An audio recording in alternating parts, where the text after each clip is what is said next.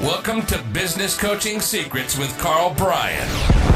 If you want to attract new high-end coaching clients, fill live events, and build a wildly profitable coaching practice where business owners pay, stay, and refer, you've come to the right place. In this podcast, Carl provides his keys to the kingdom for finding and signing high-paying clients and building the coaching business of your dreams. Here we go. Welcome, everybody, to another episode of Business Coaching Secrets, where we decode the art and science of building a thriving coaching business. Let's see what's in store today with none other than the legend himself, Carl Bryan, and of course, yours truly, the handsome one of the podcast, the Road Dog. Shoots. Shoots, the handsome one. There you go, bud. You can have that title. Listen, you can have that. You know what? Says you. You know what? I saw a picture of you that with you and Sage, and I think I even commented because Tammy made some comment on there. I said you cleaned them up pretty nice. The homeless look is no longer your style. Shoots. You've sort of developed. Was that the daddy-daughter date? Yes. Yeah, you actually clean up pretty nice, kid. I know. I take her out. We do that pretty often. I take her out and I open her door and I walk on the right side of the sidewalk, right? So she's on the inside, and I open the restaurant doors and, anyway, so I treat her like I've set her boyfriend up one day for maybe a little bit of a fall. I'm not sure he's going to handle himself quite like that. But anyway. Well, that or she rebel and just look for the exact opposite. Shoots. So I'm not sure what's going on. But speaking of style, here's an interesting segue for you as I segue into a question, but I'm not sure if you saw it. Man, I want to say it was a couple years ago, and it was Rob Lowe was sitting at a game, NFL game. No jersey on. No, he had a hat on, but it wasn't for either of the teams. It had the NFL logo on it, which is it's an interesting move, right? It's like, yay, go league. But it got me thinking. Because a coach was sort of asking me, like, hey, what do you say to a coach promoting the name of their company? Like, would you recommend that or their own name? Like, what's your stance on that? Yeah. Okay. Well, it's like the NFL does not. I mean, Rob was wearing a hat, right? Like, I could only imagine the boy got made fun of a little bit. Like, pick a team, man. But like the NFL doesn't advertise the NFL, right? They promote the players, they promote games, they promote rivalries, right? Back in the day, I'm thinking Peyton Manning versus, Tom Brady, like the rivalries, they promote the playoffs, and they most certainly promote the Mecca, the Super Bowl. So they do not promote the NFL, right? Again, they, when players, I remember it was Johnny Football back in the day, Jaden Daniels, rookie of the year this year, no doubt, unbelievable. But anyway, so they advertise, it's players, games, rivalries, certainly the Super Bowl, and then playoffs in there as well. Well, a business coach promoting the company name, and I've seen that, no doubt you've seen that. That's just not the way to do it in any way, shape, or form. You advertise and you promote your products. Okay, think of your book, your online course, your programs, and your events. And then, by the way, as I say that, products, programs, and events, if you don't have them, you should really create them. Just promoting your coaching is leaving you at a bit of a disadvantage. That's why all of our clients, like they become an author immediately, right? Like we do it for them, they are an author. So you go to a networking function and you're promoting your book as opposed to your coaching. It can get some hands raised. It can generate, certainly generates a little bit of conversation, etc. And that leads into the coaching, right? You don't want to start with the coaching. You want to start with products, programs, and events. And by the way, as I say that, your clients also need product, programs, and events, and they probably don't have them. So that's a mistake to be promoting the name of the company. We've both seen it. I mean, just think of the average advertisement, right? You got a company that does kitchen remodeling. Without seeing their ad, we know what their ad looks like, and that's the name of their company at the top, and that is a grandiose air. So So anyway, Shoots, that's my answer. Hey, listen, I don't want to turn serious here for a minute because this is typically we pivot to the Zen thought of the day, but I do have a some feedback. So last episode you'd made reference to if you can turn around a suicide, you can turn around a coaching client. And that one hit, dude. That one really, really hit a lot of people.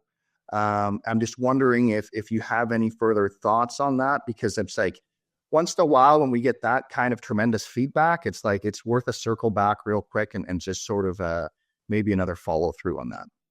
Yeah. Look, the 100%.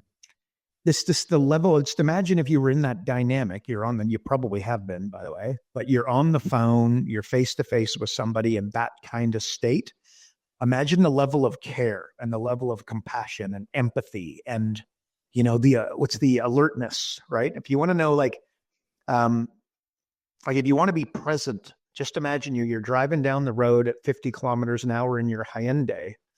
And then you compare that to driving a Ferrari at 200 miles an hour on a racetrack.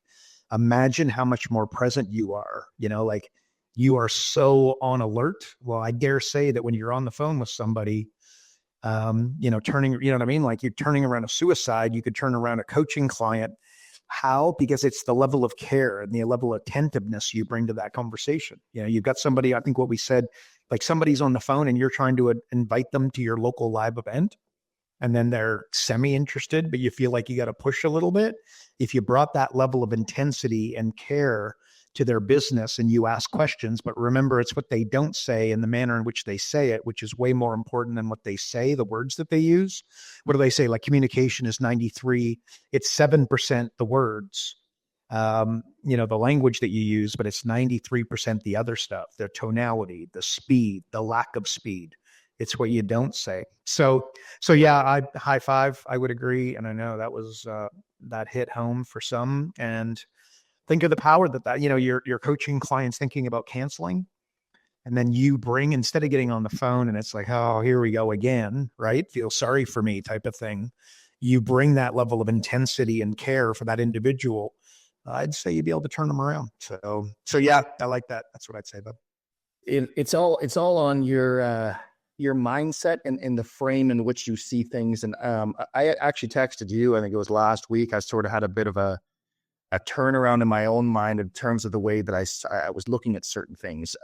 One was in regards to like a sale, right? And it was just interesting how one little reframe can just completely change your mindset. Anyway, so I thought that's really good. So thank you for that. Speaking of a changing of mindset, we know the failure rate shoots of businesses that fail, right? Like it is insanely high. So the question I have for you, should I even bother starting my own business or should I just go out and buy one? Okay, nuances on steroids, as no doubt you could appreciate. But I would say this, look, 80% of businesses fail within 2 years and 90% fail within 5 years, right?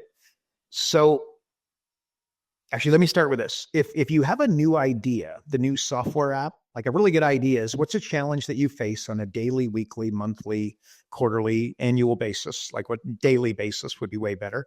And then you can't find a solution to it. If you built a software app or a thing or a product or a solution to that, that's something that's going to need to be started, right?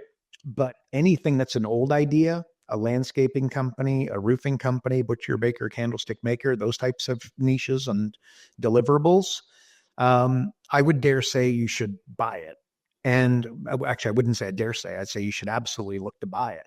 And the reason is if those stats are true, and they're out there, 90% fail within 5 years, 80% fail within 2, by buying a company that's 2 to 5 years old or 10 years old, what you'd be doing is you'd be bunny hopping that danger ground where the business is going to fail, right? Or trying to get it going. It's like, the big dogs, the Elon Musk of the world. Like Elon Musk he bought Tesla. He bought Twitter, right? Zuckerberg bought Instagram. He bought WhatsApp. But when Zuckerberg built Facebook, like it didn't exist. Like there was MySpace, but really what he was looking to do, I mean, the thing didn't exist, right? Um, and the richest people in the world, by the way, are in private equity. What do? They buy businesses. So that's what I would say. Very importantly, and there's something called the Lindy effect. And basically, the Lindy effect is that the longer something is around, the more likely it is to stick around, right? So if you've got a business that's 7 years old, I would dare say that the opportunity for that business to last another 7 years. In fact, I don't dare say, it's absolutely fact, right? That if it's been around for 7 years, the probability, there is no guarantee, but the probability that it lasts another 7 years are pretty darn good. So buying, and that is, and if left to your own instincts, people would automatically go to starting versus buying. But again, common sense is very seldom common, right? So again, using your instincts. What do they say about gut? Gut stands for gave up thinking. Do a little bit of homework before we start. And I think we'd end up where I just described. And there's something else to say about that. If you start a company from scratch, I want you to think, how there's retail pricing and then wholesale pricing? And obviously wholesale pricing is significantly less. If you start a company from scratch, landscaping, roofing, what you're doing is you're buying every new client at retail price. If you buy somebody else's landscaping company, roofing company, you're buying all those clients at a wholesale rate, at a significant discount. So I'm just, translation, buying. If it's not a new idea, let's say you really should be looking at buying. Should you add a money? And then of course it's, whether or not you can get a hold of the money, right? And that's a whole nother conversation, but you should, that's leverage, right? What are the different types of leverage? You've got software to leverage. You've got content to leverage. You've got capital to leverage, and then you've got partnerships, right? So anyways, that's my answer, but I would kind of, the frame is buy versus start. Is start with a buy and then move towards start if you can't find the right deal. That might be the right frame, Shoots. Okay, so speaking of frames, I want you to put yourself in your best Simon Cowell mood for a minute here and pretend you're on the X Factor, because I want you to tell me what the X factor of a next level coach is. See what I did there? I did Shoots. I do. I bet Simon Cowell. I've watched a few of those, man. I don't know if I can do a good job of him, man. But anyways, Mr. Wonderful. I'm a little more Mr. Wonderful than Simon Cowell. But anyways, so look, there's many, habits, consistency, hunger. I've always said, like, if you gave me the option of taking on a coaching client, what I would want to see in them, what I need to see in them is inner hunger, inner drive. Difference between Serena Williams, a Roger Federer, a Michael Schumacher, a Michael Jordan, etc. They've got they had made more money than they could ever spend in their lifetime, and they're still at the gym, doing their thing. So that's hunger. But so X factor, I would say 2. A real mentor can tell you what not to do. Right? A real mentor can tell you what not to do. Like any idiot can show up and expand your to-do list. That doesn't, my 11-year-old daughter could come in and say, hey, Dad, here's some things that you should be doing. But a real mentor and somebody's really dialed in, really, kind of present with their client will be able to work out what they should not do. I think that's magic. And then I would say the other one, you motivate an idiot, they do stupid things quicker, right? What I mean by that's what we just said a minute ago, right? Like somebody's going to buy a business or start a business. They automatically, without doing any homework, they automatically go instinctively to starting, right? Including yours truly back in the day, by the way. Like that's what I did. Knowing what I know now, decades later, I would absolutely change my roadmap. So anyways, if you leave the business owner to their own devices, what will they do? They will lower their prices and add products and services to their offering. And then if you look at debatably the most profitable business of all time, which is Apple, what do? They raise their prices. They have Ferrari level pricing with high-end sales, by the way. But they have premium pricing, so they're raising their prices consistently. And the other thing is if you saw the revenue that Apple has, and then you compared it to the number of products that they have, it really blow you away. Like translation, they have very few products. So anyway, so there you go. That's my X factor. A real mentor can tell you what not to do. That's what I'm going to use as my answer to that, Shoots.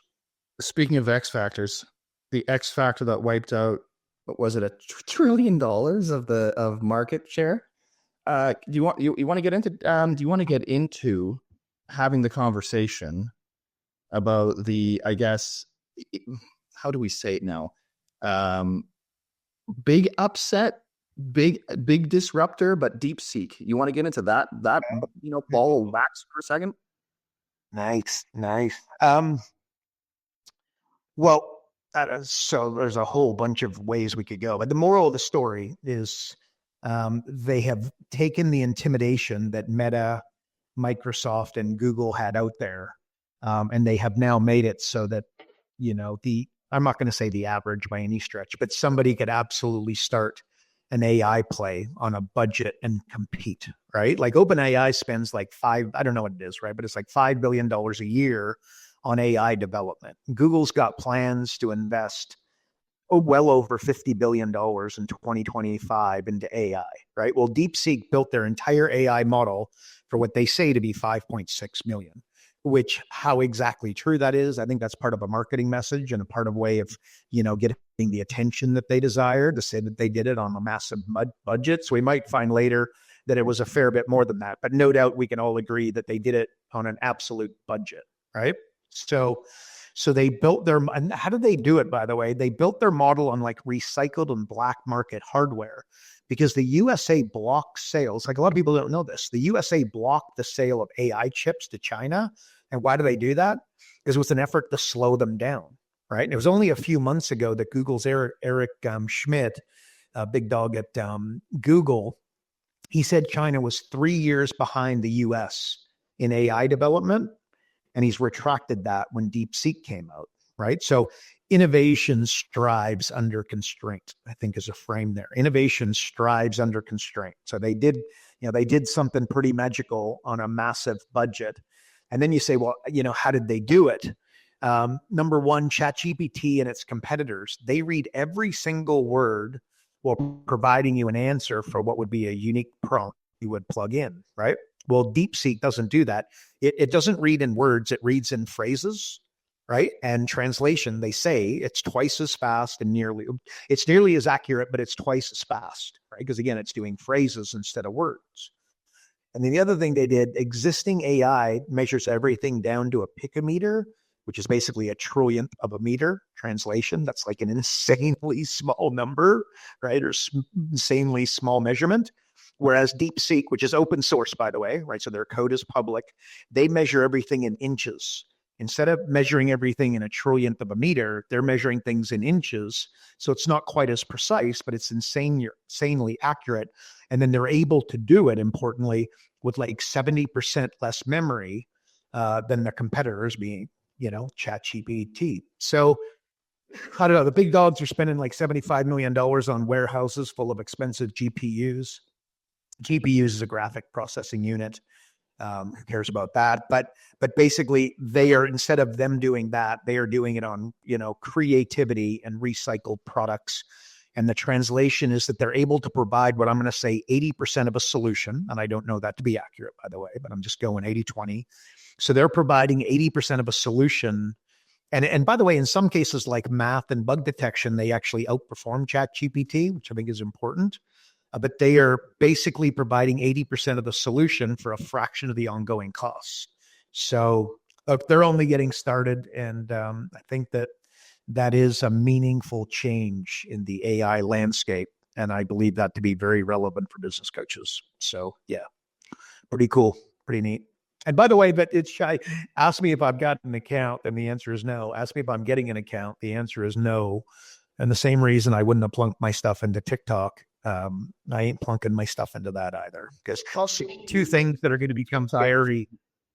What's that? I was going to say the only reason you aren't doing TikTok is because you're old and you don't know how to dance. Let's not kid ourselves. This is really the long and the short of it. So there you go. There you go. But there's two things in AI that are going to become hugely, I mean, they're already there a little bit, but privacy slash security, right? And then personalization. So your privacy, when you're plunking your questions into DeepSeek, you're giving away, all that is going into the broader internet, and people want to know what you're asking. They're going to be able to see it. So I don't think that's a good idea. So with that though, Carl, let me ask you this: like, how do you see like AI working as a business model? In other words, what's the opportunity here? Where's the angle to earn a significant income, do you think? Yeah. Okay. I'm going to say this. It's going to be tough. So here's what I would say. Many industries look sexy, right? But the money is in the long tail and where the magic lies. So an example would be computers, right? So in the 90s, if you made a computer, right? Think of your Apple II or Atari, right?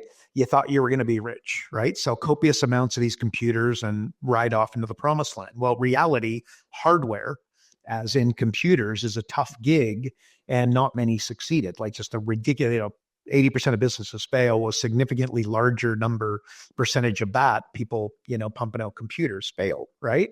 So why? Like all the money Apple has made has really been on the back of software, not hardware, right? So what I'm kind of doing there, software being the long tail, is what I'm trying to say, right?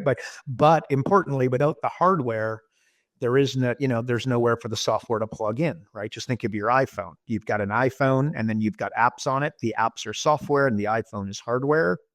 Apple does not make its money on the iPhone. It makes its money off of iTunes, et cetera, right? In the App Store. And in a word, if you were to want to make a lot of money with AI, it would be like integration. So airlines would be another one, right? Great conceptually in terms of moving people across the world in an insanely and efficient way, right? But massive complexity and risk and ridiculously low margins, right? Where's the value in an airline? And I got to tell you, you and I experience it all, where it's realized by the public being able to utilize airlines, right? And travel. And I see AI going in a slightly, like a similar direction of that, right? We've talked about this, the gold rush days. Who made the money in the gold rush days?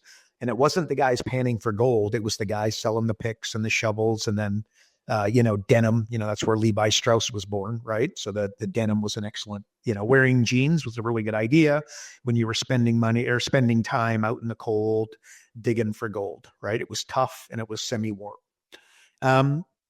So real estate is booming in your area. What I've always said, don't become a realtor. If real estate is booming, that means landscaping is going to be booming, fencing is going to be booming, the building a pool is going to be booming, HVAC, etc. Right? So, okay. So integration, like the magic of AI and gasoline poured on what DeepSeek has done, will be in one word, and that's integration. Right? I don't know if this is the best example, but like I built my career on profitability, right? So I built software on the concept. I didn't build revenue acceleration software. I built profit acceleration software, and I wrote about Bitcoin like 7 years ago. Think about this, right? So where's a massive opportunity in AI? There's a if you listen to Elon Musk, you look at the stats, there's a declining population. If there's a declining population, what happens to the production of that society? It goes down, right? If the production of the society goes down, that's bad for the stock market. That's bad for GDP, right? And North America, we have an aging population. Well, when somebody is 80, they're significantly less productive than somebody at 40, right? Well, what happens when you have an aging population? Production goes down. What is that's bad for the stock market, bad for GDP, right? Well, on the flip side of that, what if you had a young, youthful, growing population of 25-year-old professionals that were graduating with engineering degrees, right? Would you agree that production of that society would go up? And do you agree that translation, would that be good for the stock market? Would that be good for GDP of the country, Well, if so, imagine this. Imagine an infinite workforce, an infinite number of robots that don't age. They work 2 times as hard as the average 25-year-old. They work 24 hours a day, potentially. And importantly, they have IQs of like 120, but not like an IQ of 120. They've got an IQ of 120 in every area: math, English, computer science, engineering, history, geography. They got MBAs on steroids, right? Imagine how smart and useful that individual is going to be. They never call in sick. They don't complain, right?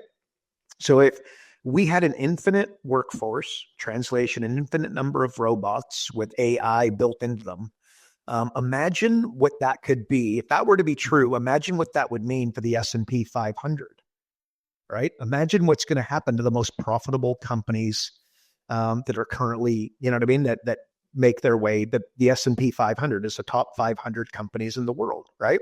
Well, the stock market, and again, not financial advice, and I could be horrifically wrong, and I'm not qualified to be giving financial advice, but I don't know, the stock market could 10x in the next few years.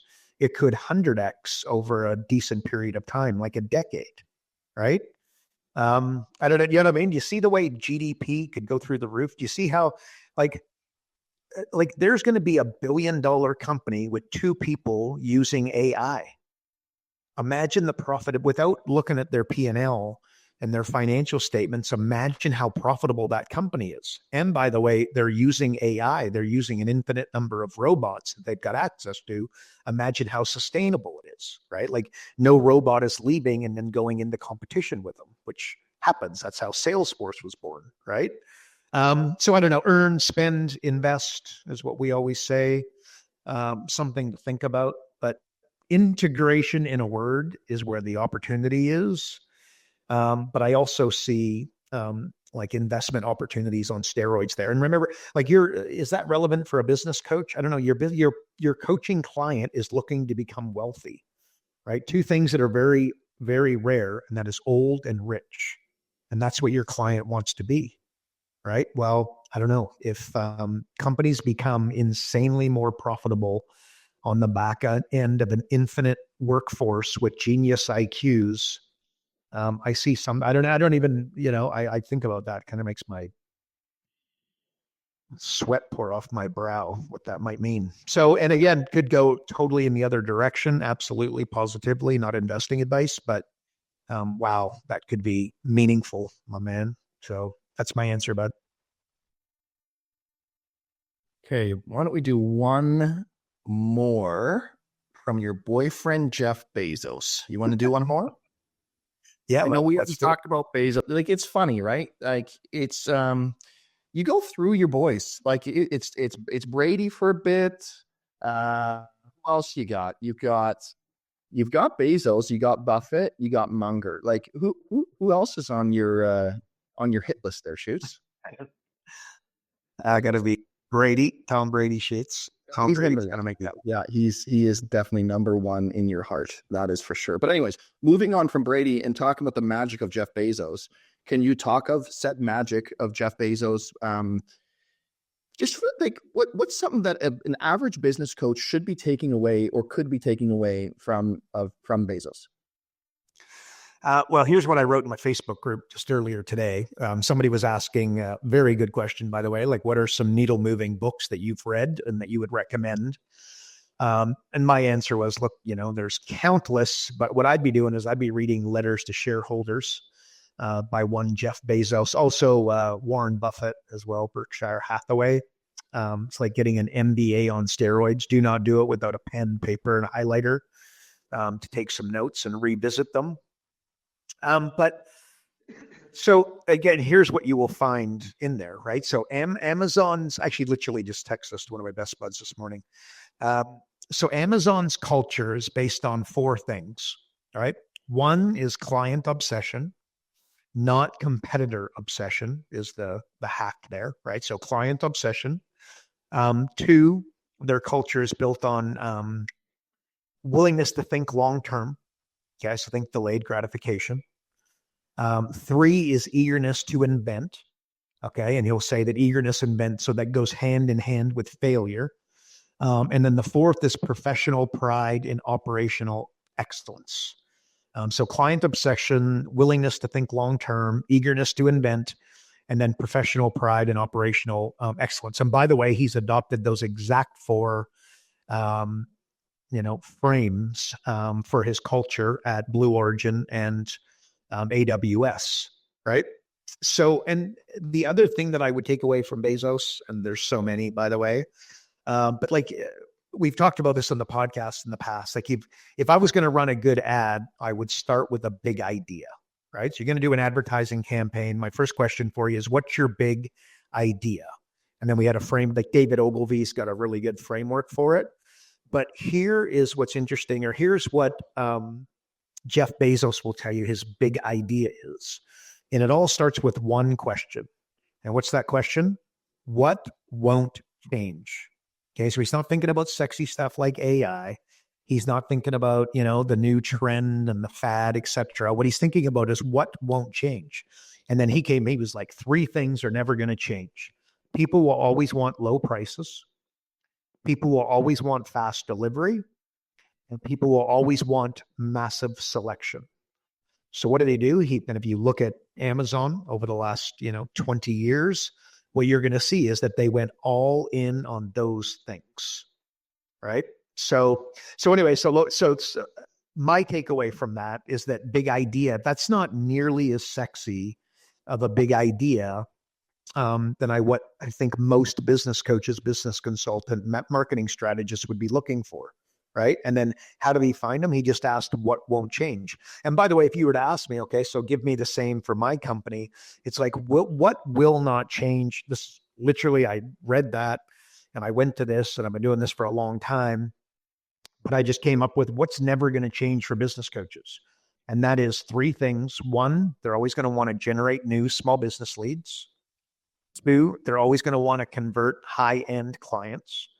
3, they're going to want to be able to fulfill with their client commitments so that they can keep those clients for years rather than months and avoid the time for money quagmire whilst they do that, right? Well, guess what we did? Like as part of our, if you join focus.com and you use profit acceleration software, you will see that those 3 things are littered throughout the process. We're always helping you generate leads. We're helping you convert new clients, and we're helping you fulfill your high-end coaching with, as much leverage as possible. So that's why we built all our software tools, so you don't have that time for money quagmire that frustrates so many successful coaches. It's like 2 questions I've been obsessed with for 20 years.